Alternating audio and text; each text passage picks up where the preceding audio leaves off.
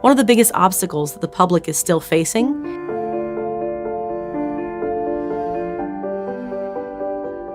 is detecting, tracking, and tracing the spread of COVID-19. There's increasing realization in the medical and scientific communities that they're just not going to be able to test every individual. The logistical barriers are just too high. So for an effective surveillance method, we need a way to detect COVID-19 in communities that is both accurate and easily deployable. This is where wastewater testing comes in. Imagine being able to test a dormitory with dozens, hundreds, a town or city with thousands, even millions of people, all in one pooled sample. Our wastewater system allows us to do this. The analysis of wastewater looking for biological or chemical compounds is known as wastewater-based epidemiology, or WBE. WBE has been used already looking for drugs, for pharmaceutical and industrial waste, and bacteria and viruses as pathogens in wastewater and water supplies.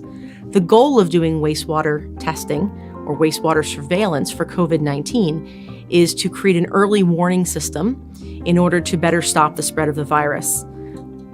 You're able to accurately quantify the amount of virus in a population, in a community, both comprised of symptomatic and asymptomatic individuals. In March of 2020, a study by KWR Water Research Institute in the Netherlands detected the presence of SARS-CoV-2 virus, that's the virus that causes COVID-19, in the wastewater within a week of the outbreak for the first patients. Since then, several studies have actually been published talking about some of the trade-offs, the pluses and the drawbacks of doing wastewater testing as compared to patient testing. While there are a lot of early studies that were done using quantitative PCR for wastewater testing, the market is actually finding that using droplet digital PCR gives you a better quality answer. It's more sensitive, it's resistant to inhibitors that are present in wastewater samples, and because of this, we're seeing droplet digital PCR adopted as the new gold standard.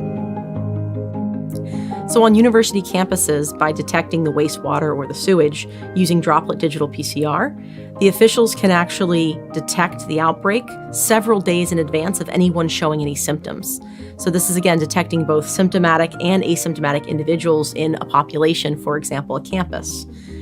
This is important because they can take measures based on the quantitative answer to either quarantine individuals, increase testing of individuals, or get the appropriate amount of protective personal equipment into those areas where they're most needed. For several years now, droplet digital PCR has enjoyed a market leadership position across translational research, biopharma and cell and gene therapy, even oncology for patient monitoring.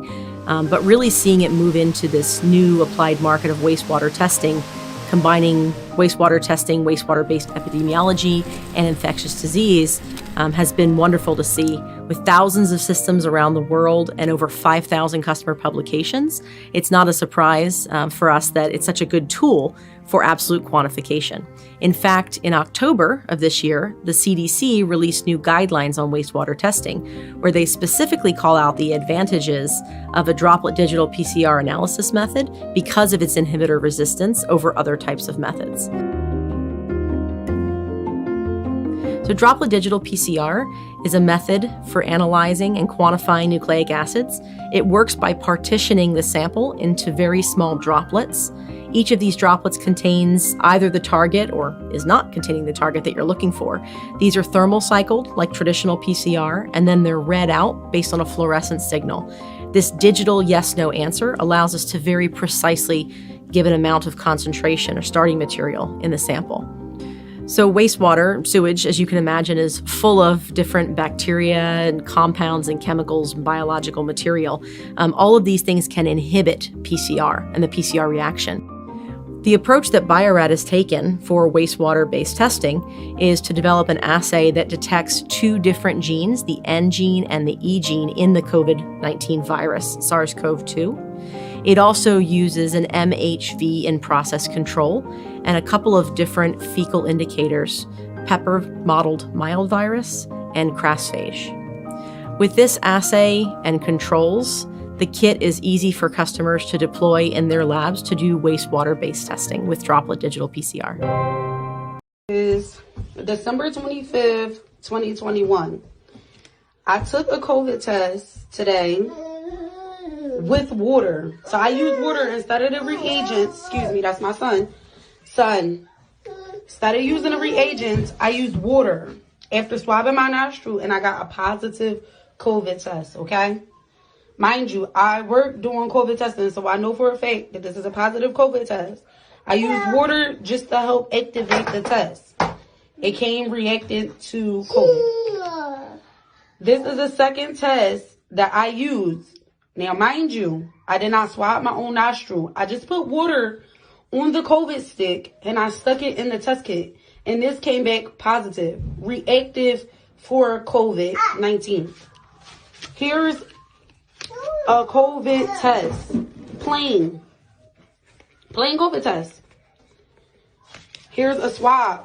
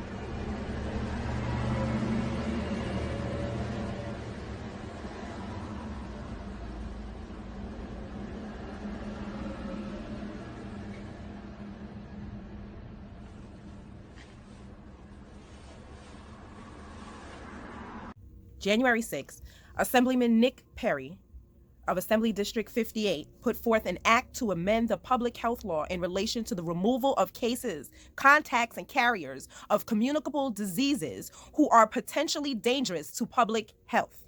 Meaning, if they feel that you or your family member is a positive case for you know what, they can come in your house and come and get you or your family member. In closing, Mr. Perry, we do not accept your bill.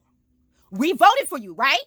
The people voted for you. The people are now going to call you up on the phone and tell you that we do not want this. If you put this forth, you will be putting it forth on your own without us, because we are telling you what we feel and what we want, and you are supposed to be our elected representative. So represent us and snatch this bill down. So let's take a look at the bill and where it is currently. Oh, the current status says stricken. What does stricken mean?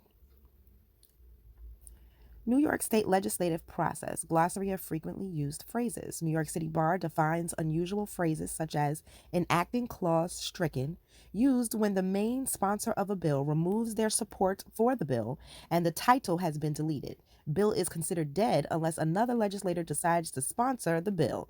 So it looks like Nick Perry finally listened to his constituents and snatched this bill down. So, ladies and gentlemen, we did it.